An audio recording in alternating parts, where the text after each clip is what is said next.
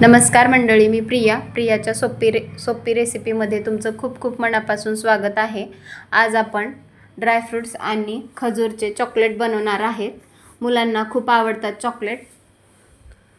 बघा तुम्ही, आपले चॉकलेट खूप छान तयार झालेले आहेत।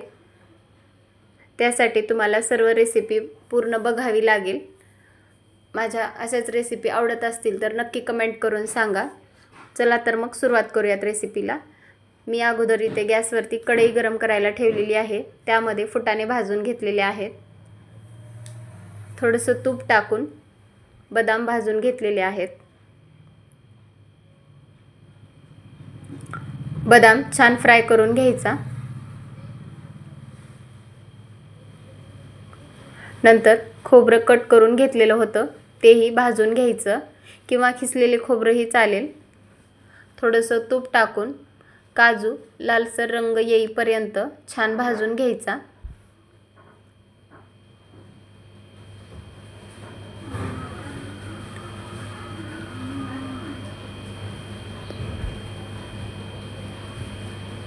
हे सर्व जिन्नस तुपामध्ये थोडं थोडं भाजून घ्यायचं। मी इथे साजूक तुपाचा वापर केलेला आहे। खजूर ही भाजून आपण अक्रोड ही भाजून घेतलेला आहे। नंतर तूप टाकून डिंकही छान फ्राय करून घेतलेला आहे।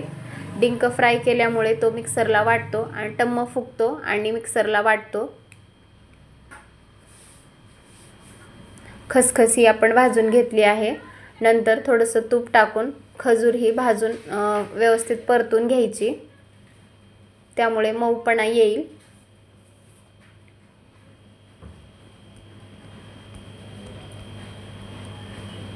आणि हे सर्व जिन्नस भाजलेले एका मोठ्या प्लेटमध्ये काढून घ्यायचे। फुटाण्याची डाळ, काजू, बदाम, खोबरं, अक्रोड, डिंक, खसखस आणि खजूर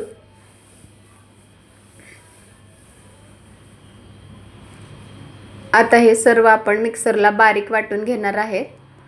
अगोदर आपण फुटाणे मिक्सरला फिरवून घ्यायचं, त्याची बारीक पावडर करून घ्यायची।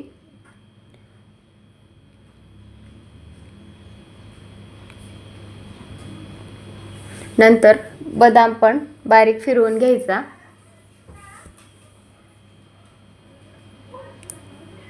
अशा प्रकारचे चॉकलेट खाणे म्हणजे मुलांना हेल्दी ही असतं। काजू ही मिक्सरला बारीक फिरवून घ्यायचा।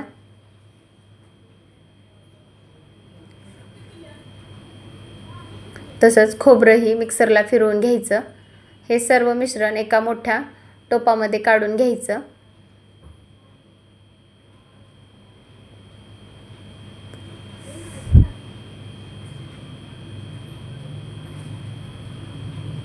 डिंक ही आपण मिक्सरला बारीक फिरवून घेणार आहेत।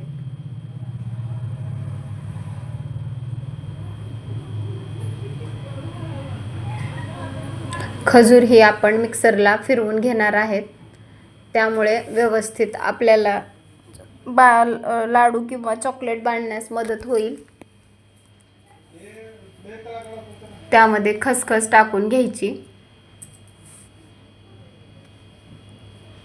आणि सर्व मिश्रण व्यवस्थित एकजीव करून घ्यायचं। खजुरामुळे थोडासा चिकटपणा येईल, त्यामुळे आपले लाडू किंवा चॉकलेट बांधण्यास मदत होईल। आपलं मिश्रण सर्व एकजीव झालेलं आहे। या अगोदरच्या रेसिपीमध्ये मी लाडू बांधलेले होते। आता मी चॉकलेट बनवणार आहे। छोटे छोटे बॉल घेऊन आपण त्याचे चॉकलेट बनवूयात। तुमच्याकडे चॉकलेटचे शेप असतील तर तुम्ही त्यामध्येही बनवू शकता। मी हातानेच गोल गोल गोळ्या करून घेतलेल्या आहेत। आपले चॉकलेटच्या गोळ्या बनवून तयार आहेत।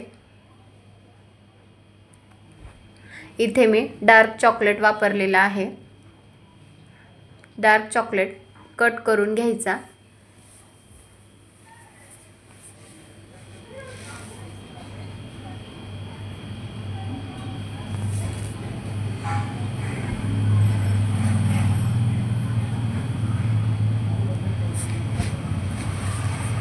गॅसवरती एक वाटी गरम करायला ठेवलेली आहे. त्यामध्ये चॉकलेटचे तुकडे टाकून मेल्ट करून घ्यायचे.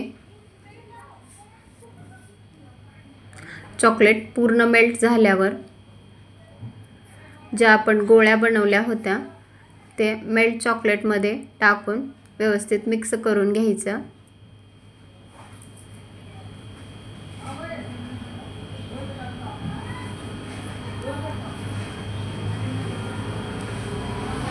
अशाच प्रकारे सर्व गोळ्या चॉकलेटला मिक्स करून घ्यायच्या.